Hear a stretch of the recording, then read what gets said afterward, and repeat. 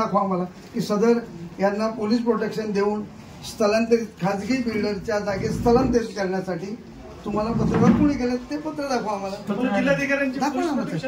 आम्हाला बघू द्या ना, जनतेला बघू द्या ना साहेब. पहिली गोष्ट प्रोटेक्शनसाठी जिल्हाधिकाऱ्यांची परवानगी लागणार पोलिसांना. दाखवा ना साहेब. कलेक्टरची परवानगी ग्राह्य करावी. हा ती पण परवानगी मॅडमनी समजा इकडून मॅडमनी वरिष्ठांना कळवून मुद्रांक जिल्हाधिकाऱ्यांनी SP आणि कलेक्टरांना कळवून मगच पोलीस प्रोटेक्शन ग्रँट केलं जातं आणि खाली इम्प्लिमेंट केलं जातं. बरोबर.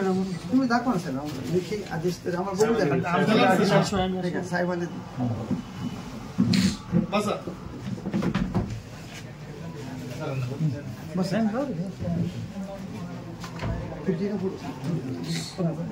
प्रमोद साहेबांना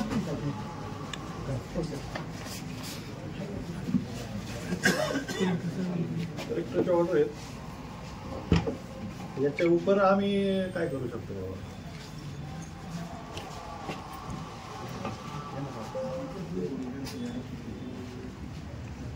आम्ही जागा उपलब्ध करून दिली त्यांना, पत्रही दिली त्यांना. हे आत्ताची परवाची 11 तारखेची 16 तारीख 15 तिथे शिफ्टिंग करा. ग्रामपंचायत सोसायटी आहे मोठी जागा आहे. 1500 स्क्वेअर फीट जागा आहे सर. 2000 स्क्वेअर फीट आणि शासनाची आहे, खाजगी बिल्डरची नाही, सरकारी आहे. आमचं म्हणणं एकच आहे, आपला हस्तक्षेप असावा. नाही काय तुम्ही ती मॅडम बोलून घ्या. आमचं काय मॅडम कुठला काय जाऊ स्वस्त होत असेल पोलीस बंदोबस्त द्यावा लागतो. मॅडमला तुम्ही द्या. नाही संरक्षणासाठी मॅडमच्या संरक्षणासाठी तुमचं जे काय आहे ना मॅडम चालेल ना. मॅडमला तुम्ही प्रोटेक्ट करा. मॅडमला आरोग्यवाडीच्या ग्रामस्थांना आल्यावर सोडा. कुठलाच अनुचित प्रकार मॅडम फक्त स्थलांतराला विरोध आहे. स्थलांतराच्या लेखी ऑर्डर जिल्हाधिकाऱ्यांच्या आहेत, आलं लक्षात. त्याच्या उपर त्यांच्याच परत ऑर्डर आल्या समजा जिल्हाधिकाऱ्यांची जर ऑर्डर आली ना साहेब त्याला आम्ही विरोध नाही करणार. जिल्हाधिकारी IGR ची असेल, जिल्हाधिकारी मोठा आहे, IGR मोठा नाहीये त्यांचा.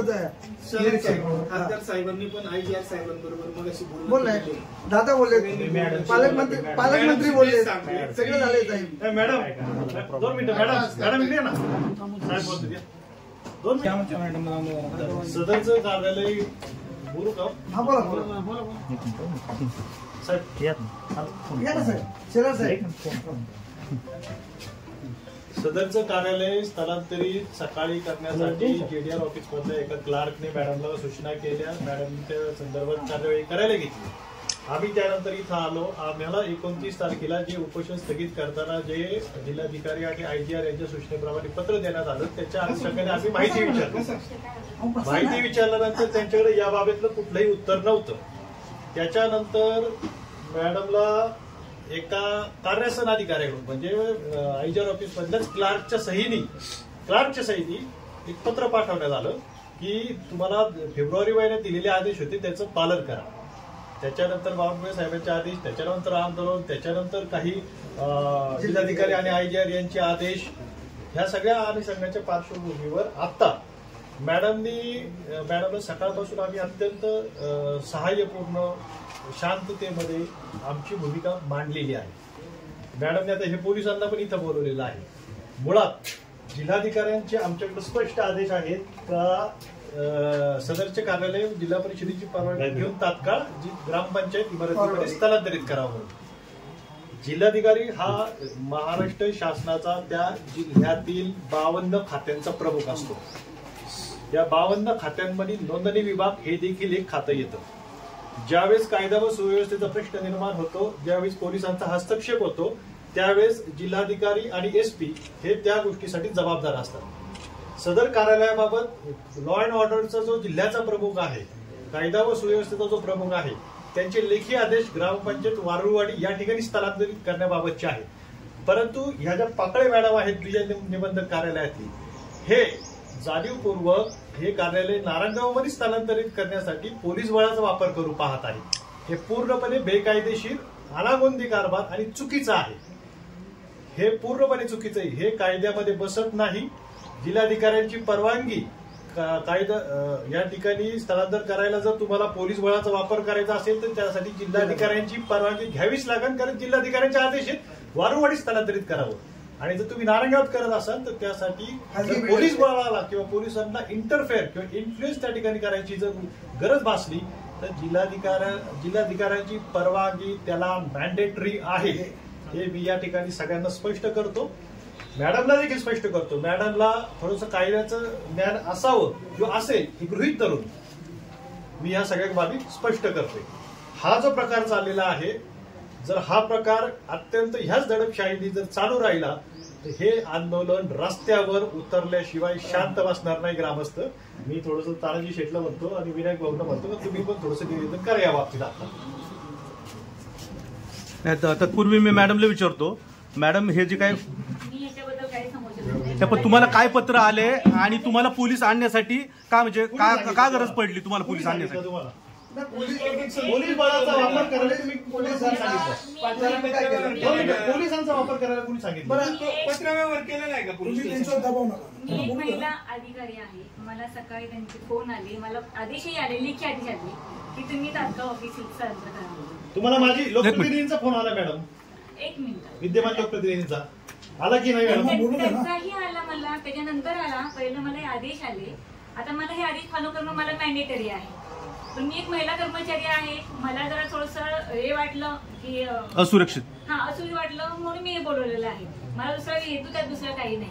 नाही पण एक मिनिट मॅडम, पण ज्या वेळेला आंदोलनकर्ते इथे आंदोलन करत होते त्याचं उपोषण ज्यावेळेस सोडण्यात आलं त्यावेळेला तुम्हीच तुमच्याच हाताने त्यांना उपोषण सोडायला लावलं. त्यावेळेला तुमच्या हातात एक पत्र आलं होतं, त्या पत्राला अनुसरून तुम्ही त्यांना उपोषण सोडायला भाग पाडलं. ते पत्र काय होतं? ते पत्र म्हणजे वेळ होती संध्याकाळची, ऑफिसमध्ये कोणी नव्हतं. मला वरतून उदयराज चव्हाण साहेब आहेत आमचे हेडक्वार्टर डीआयजी, त्यांच्याशी फोनवर बोलणं झालं, जेडीआर साहेबांशी बोलणं झालं. त्यांच्या निर्देशानुसार मला त्यांनी ड्राफ्टिंग दिलं, त्या ड्राफ्टिंगनुसार मी पत्र तयार केलं आणि त्यांच्या आदेशाने मी ते पत्र त्यांना दिलेलं आहे. नाही पण आपल्याला काय पत्र आलं होतं? पत्र तोंडी आदेश ते सांगते तुम्हाला, फोनवर त्यांनी तोंडी आदेश दिले आम्हाला. कोणीच नव्हतं. काय दिले ते सांगा ना. आता ते पत्र तुमच्याकडे आहे. तोंडी आदेश काय दिले?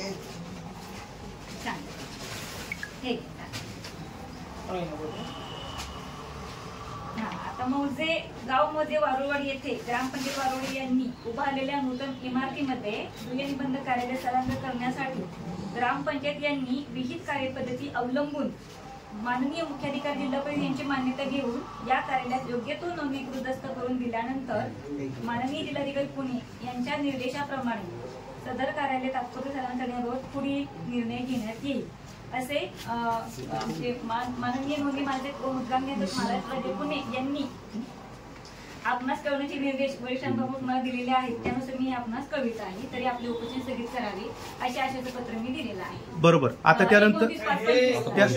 त्यानंतर आता तुम्हाला दुसरं पत्र येते.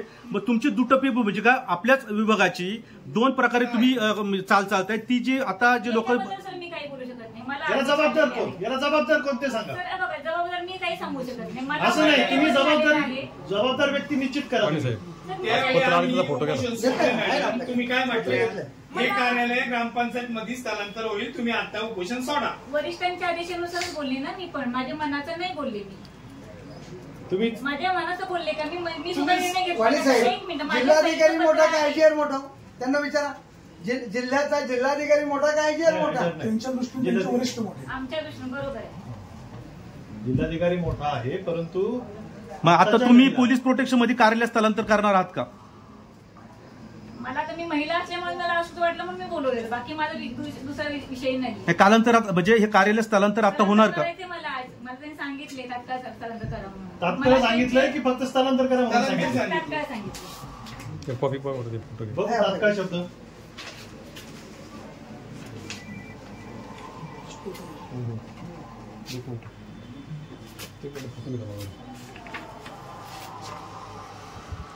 ते परत आलं का? हा झाले, आत्ता आलेले आपल्याकडे नाहीये.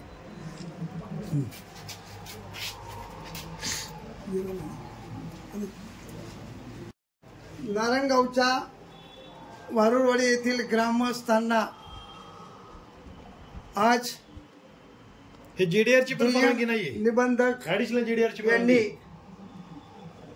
जिल्हाधिकारी महसूल मंत्री, पालकमंत्री यांच्या पत्राला केराची टोपली दाखवून आणि जुन्नर तालुक्याच्या लोकप्रतिनिधीच्या दडपशाहीला बळी पडून सदर कार्यालय खाजगी बिल्डरच्या जागेत स्थलांतरित करण्याचा घाट घातलाय. इथे करोडो रुपयाची आर्थिक देवाणघेवाण झालेली आहे. हे सर्वसामान्य नागरिकांना माहित आहे. याच्यामध्ये दुय्यम निबंधक असतील, IGR असतील, DDR असतील आणि लोकप्रतिनिधी सुद्धा असतील. आज मी लोकप्रतिनिधीला सांगू इच्छितोय की आमदार साहेब, वारुळवाडीच्या ग्रामस्थांचा अंत पाहू नका. जे कार्यालय, दुय्यम निबंधक कार्यालय आज वारुळवाडीत आहे, ग्रामपंचायतच्या सुसज्ज जागेतच जाऊ द्या. आज जर तुम्ही दुय्यम निबंधक अधिकाऱ्यांना दडपशाहीने फोन करून तुम्ही सांगताय की शिफ्ट करा, प्रायव्हेट खाजगी बिल्डरच्या घशात घालण्यासाठी आणि सरकारी यंत्रणेचा गैरवापर करून आज पोलिसांना इथं बोलवण्यात आले. मी शेलार साहेबांना विनंती करतोय की साहेब, आपल्याला यांनी काही पत्रव्यवहार केलाय का? तरी पत्र आम्हाला दाखवा की तुम्ही आज इथे सहाय्यक दुय्यम निबंधक कार्यालयात उपस्थित राहिला. तुमचा फौजफाटा घेऊन तुम्ही आम्हाला पत्र दाखवा की साहेब, आम्ही सदर जागा स्थलांतरित करण्यासाठी आम्ही इथे आलेलो आहोत. त्याची प्रक्रिया अशी आहे, मुद्रांक जिल्हाधिकाऱ्यांना पत्र द्यावं लागतं पोलीस प्रोटेक्शनसाठी. मग जिल्हाधिकारी SP आदेश देतात पोलीस प्रोटेक्शन देण्याबाबत. जिल्हा लॉ अँड ऑर्डर मध्ये प्रोटेक्शन देणं हे रेव्हेन्यू डिपार्टमेंटच्या हेडचं काम आहे. तुम्ही प्रोटेक्शन, इथं काही अनुचित प्रकार घडला तर त्याचं संरक्षण करायचं काम पोलिसांचं 100% आहे. परंतु तुम्ही काही अनुचित प्रकार करत असाल तर ते दुरुस्ती करायचं किंवा अनुचित आहे किंवा नाही हे ठरवण्याचं काम कलेक्टरचं आहे. तुम्ही उद्या इथं एखादी गोष्ट 500च्या नोटांचे 4 बंडल घेताना जर पोलीस प्रोटेक्शन घेतलं उद्या, तर ते तसं न्याय्यपर होईल का? ते विधिनियमित होईल का? विधिनियमित होईल का? नाही. किती रुपये घेतले जातात आज? सकाळपासून संध्याकाळपर्यंत 500-500चे बंडल 4-5 प्रत्येक कागदाला घेतले जातात. प्रत्येक कागदाला तुम्ही घेताना इथं जर पोलीस प्रोटेक्शन घेतलं तर ते विधिनियमित होईल का? नाही होणार. तुम्हाला न्याय बाबीसाठी विशिष्ट प्रणाली अवलंबूनच ते पोलीस प्रोटेक्शन ग्रँट करावं लागेल. आणि जिल्हाधिकाऱ्यांचे आदेश असताना पोलिसांना देखील जिल्हाधिकाऱ्यांची जे पत्र असल्याशिवाय किंवा जिल्हाधिकाऱ्यांची मान्यता घेतल्याशिवाय इथं इंटरफेअर करता येणार नाही. आम्ही कुठले अनुचित प्रकार इथं होऊन देणार नाही. तुमच्या संरक्षणाची जबाबदारी आमची आहे. एक महिना असल्याने तुमचा संपूर्ण आधार या ठिकाणी सरपंच भुजबळ साहेब, आता हे तर म्हणतात कार्यालय स्थलांतरित करायचं. तुम्ही उपोषण केलं होतं, उपोषणाला एक पत्र आलं, पत्राच्या तुम्ही ते अनुसरून तुम्ही उपोषण मागे घेतलंय. आता हे कार्यालय स्थलांतर करायचं म्हणजे महसूल विभागाची दुटप्पी भूमिका आहे. आता तुमची काय भूमिका असणार? आमची भूमिका हीच आहे, ठाम भूमिका आहे. आम्ही हे कार्यालय इथून हलून देणार नाही. ग्रामस्थांचा या कार्यालय स्थलांतराला विरोध आहे. उपोषण सुरू करा. आजपासून जो काही मार्ग आम्हाला अवलंबता येईल तो मार्ग आम्ही अवलंबून या ठिकाणी आम्ही हे कार्यालय थांबवणार आहोत. आजपासून उपोषण सुरू. पत्रव्यवहार झालाय का? हा, पोलीस प्रोटेक्शनसाठी भ्रम झालेला तो दूर होईल.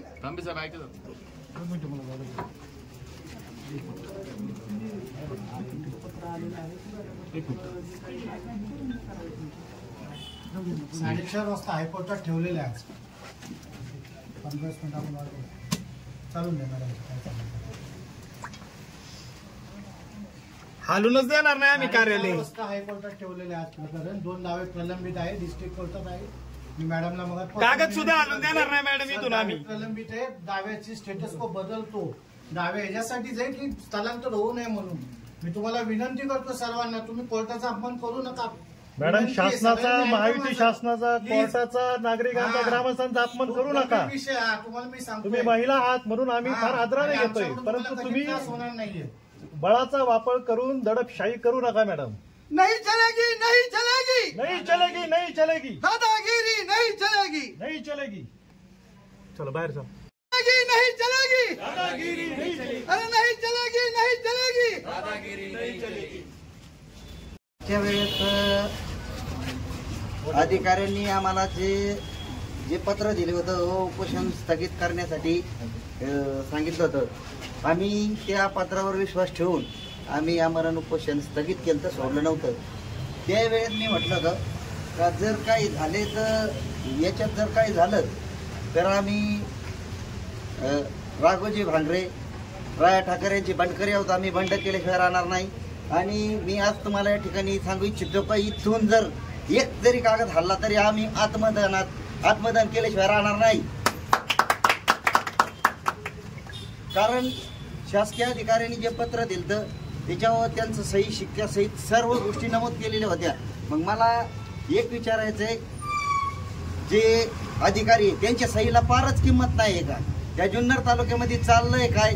जे आपण सर्वांनी निवडून दिलेले जे लोकप्रतिनिधी, ते लोकप्रतिनिधी जर असेच वागायला लागल्यावर बाकीच्यांनी करायचं काय? माझा सरळ लोकनिधींना हा प्रश्न आहे का वारवाडीमध्ये एवढ्या सरकारी जागा असताना सुद्धा आम्ही वारंवार त्यांना म्हटलं होतं का तुम्ही कुठल्याही खासगी बिल्डिंगमध्ये हे कार्यालय शिफ्ट करू नका. त्याच्याऐवजी आम्हाला वारवाडीमध्ये कुठल्याही शासकीय जागेत हे कार्यालय जर स्थलांतरित झालं तर आमची काहीच हरकत नाही. एवढं सांगून सुद्धा जर या जुन्नर तालुक्याचे लोकप्रतिनिधी जर खासगी बिल्डिंगमध्ये हे कार्यालय स्थलांतर करीत असतील तर याच्यात 100% आर्थिक देवाणघेवाण आणि त्यांचा मोठा फायदा असल्याशिवाय, हा आमचा सरळ आरोप आहे त्यांना, याच्यात ती देवाणघेवाण असल्याशिवाय असं होऊ शकत नाही. स्थानिक प्रतिनिधी कोण म्हणजे तुम्ही आमदार शरददादा सोनवणे बद्दल बोलताय का? हा पत्रात सरळ त्यांच्या नामो निशाणा सहित उल्लेख आलेला आहे का त्यांनी पत्र व्यवहार केलेला आहे की हे जे कार्यालय आहे ते कार्यालय खासगी जागेत स्थलांतरित व्हावा म्हणून त्यांनी पत्र व्यवहार केलेला आहे. सरळ तुम्ही ते पत्र जर बघितलं तर ऑलरेडी सगळ्यांना त्यांचं नाम उल्लेख स्पष्ट दिसतोय त्याच्यात. म्हणजे हे जे कार्यालय स्थलांतर करायचं आहे हे लोकांच्या सोयीसाठी नाही तर स्वतःच्या आर्थिक फायद्यासाठी करायचं असं तुम्हाला म्हणायचंय? एवढं तर निश्चित उघड होतंय पत्रावर ना, एवढा निश्चित उघड होतंय. तुम्हाला जर कार्यालय साहेब स्थलांतरित करायचंय ना तुम्ही ग्रामपंचायत मध्ये करा ना. आम्ही शासकीय जागेत आमचा मूळ मुद्दा तोच आहे ना. तुम्ही या संदर्भात आमदार शरद सोनवणे बद्दल चर्चा केली होती का किंवा काही विचार विनिमय झाला का? फोन लावला होता पण त्यांनी 4 वेळा फोन केला नाही, फोन उचलला नाही त्यांनी. आमचं काय म्हणणं आहे, खासगी जागेत न जाता तुम्ही शासकीय जागेत तुम्ही स्थलांतरित करा. त्या ठिकाणी सगळ्या सुखसोयी तुम्हाला उपलब्ध आहेत. त्यांच्यापेक्षा जास्त जागा आमच्याकडे उपलब्ध आहे. तुम्ही हा घाटका घालताय, चुकीचं आहे. आम्ही कार्यालय स्थलांतरित होऊन देणार नाही. कार्यालय आमच्या हक्काचं नाही, कुणाच्या बापाचं. कार्यालय आमच्या हक्काचं नाही, कुणाच्या बापाचं. आणि राहिला सुखसुविधांचा अभाव म्हणतात हे जुन्नर तालुक्याचे प्रतिनिधी मग त्यांचं काम आहे ना, त्यांनी मंजूर करून आणावं, त्यांनी फंड टाकावे.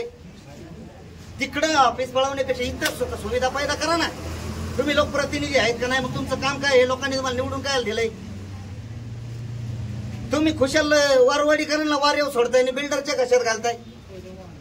हा माझा सरळ त्यांना प्रश्न आहे का तुम्ही आजही मी तुम्हाला हात जोडून सांगतोय का याच ठिकाणी हे कार्यालय राहू द्या. तुम्ही वैयक्तिक लाभासाठी तिकडे हे कार्यालय नेऊ नका. धन्यवाद.